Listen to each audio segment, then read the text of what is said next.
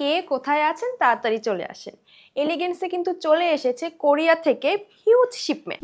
এই যে আমার পিছনে দেখতে পাচ্ছেন প্রোডাক্টের টাওয়ার। এলিগেন্সে আপনাদের মোস্ট ডিমান্ডিং প্রোডাক্টগুলো কিন্তু রিস্টক হয়ে গেছে। চলে এসেছে আপনাদের মোস্ট ডিমান্ডিং স্নেল রুশিকা স্টার্টার কিট। এই যে এত এত কার্টুন ভর্তি সবগুলোই কিন্তু এই স্টার্টার কিট। ভাবছেন এই প্রোডাক্টটির কেন এত চাহিদা?